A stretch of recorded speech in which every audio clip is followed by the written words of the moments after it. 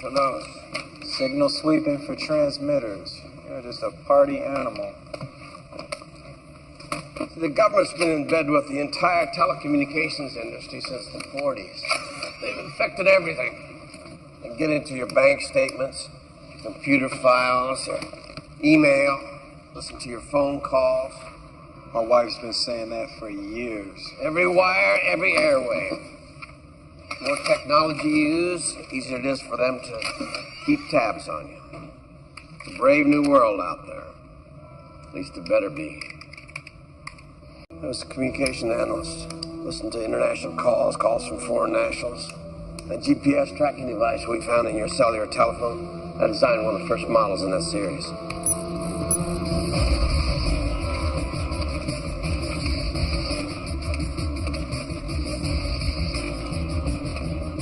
Fort Meade has 18 acres of mainframe computers underground. You're talking to your wife on the phone, you use the word bomb, president, Allah, any of 100 keywords. The computer recognizes it, automatically records it, red flags it for analysis. That was 20 years ago.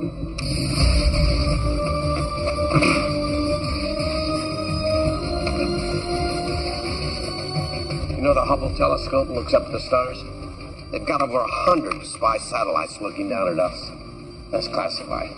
In the old days, we actually had to tap a wire into your phone line. Now with calls bouncing off satellites, they snatch them. Spacebound presents 10 ways governments could be spying on you. Today's world has advanced beyond what anyone in the past could have ever imagined, and among these advancements are virtual reality, hoverboards, and computer chips which can perceive beyond their programming. They can sense the situation and react accordingly, along with cancer-detecting pills developed by Google and many more. Who would have thought that the world would have come to such a stage where computers could think like humans, or there would be pills that can detect cancerous cells and attach themselves to the cells to notify you on a device that you'd be wearing? Now, with all this crazy technology, the government has to be using it in some way. Well, the government is spying on us through our cell phones, our computers, street cameras, street lights, via mobile scanners, using trackers in our phones to know where we are and also what we might be doing. Spying apologists say that the government only spies on potential bad guys, criminals, villains, etc. But as a matter of fact, everyone who has anything technical or digital is probably being spied on. And with that being said, number 10 is through your phone. Your government actually can spy on you through your mobile phone. Every country's government is collaborating with its intelligence agency to keep its country safe from potential threats, whether they be internal or external. Therefore, they see it mandatory to keep each and every person in check. Which means turning your phone on or off without you knowing. Even if I've turned my phone off. Right. The government can casually or remotely turn your mobile phone's camera and microphone on even when it's off. The NSA and other intelligence agencies have been infusing their codes into the Android operating system of phones and can turn your camera on or recording on at any time. Currently, 3/4 of the world's smartphones have also been rigged. They want to own your phone instead of you. Number 9, through your computer or laptop. The government can be spying on you through your webcam or through your microphone. Moreover, every Wi-Fi password is known to Google and therefore is known to the NSA because it spies on Google.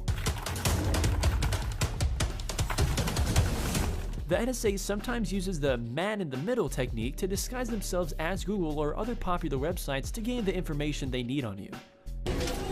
Most credit and debit cards today use magnetic strips that hold the encrypted data about the owner's bank account and personal identification number called a PIN. Number 8, encryption/embedding. Now, encryption was thought to be the only way you could avoid spoilage and leakage of your information and data. That is no more. In fact, it is now a way to track you. The NSA, FBI, and Microsoft have been working together for a long time with the objective to prevent blockage caused by encryption so that the government can actually easily spy on Microsoft's customer who use Skype, Hotmail, Microsoft Outlook, and other services offered by Microsoft themselves.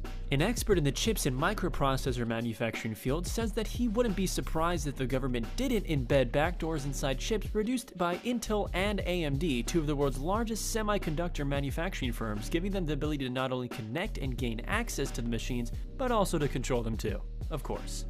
Number 7, through black boxes. You see all those connectors in there, a couple dozen, maybe 3 dozen metal connectors. This is where the sensors are wired in from all over the car that this thing is monitoring and recording. In about 90 to 96% of all the cars, black boxes are being installed. Almost every car that has been manufactured since the start of 2014, they contain black boxes that can actually track your location via GPS. Were you on the phone, texting, what have you, but probably just a matter of time. Number 6. License plate reading cameras. This vehicle is loaded with a 4-camera ALPR system. That's an automated license plate recognition system called VeriPlate. There are license plate readers mounted on police vehicles that actually can give them access to records of millions of drivers, also take and access pictures of them in their cars. In this video, we're going to be discussing the various types of security cameras. Number 5. Through surveillance cameras. A former NSA software developer and security expert reports that programmers and hackers can access private as well as public security and surveillance cameras. The National Surveillance Authority is already using and controlling public cameras and using facial recognition software to track people. What they're being used for a little bit more effectively is to do things like monitor protests in places like Denver or Washington, D.C. Number 4. Drones. Drones are being flown over the homeland to spy on us. The head of Federal Bureau of Investigation told the Congress that currently drones are being used for domestic purposes. He also said that there are actually no rules against using drones to spy on Americans. The drones are also facial recognition software, so they can track the person and get information about the person, which is kind of scary to be honest. Now, when it comes to the feds, we know that they'll do almost anything to catch a person of interest, even if they have to do that unconstitutionally. Number 3. Using a stingray. It is a device that acts as a cell phone tower, and its also functions are to pinpoint your phone's location. The US government recently learned that almost 60 states and 21 local law enforcement agencies use stingrays, also known as cell site simulators. Number 2. Technology companies. Governments can easily call upon technological companies to learn about anyone they want, although it is against their policy and code of confidentiality with the customer to rat them out, but they may have no other option.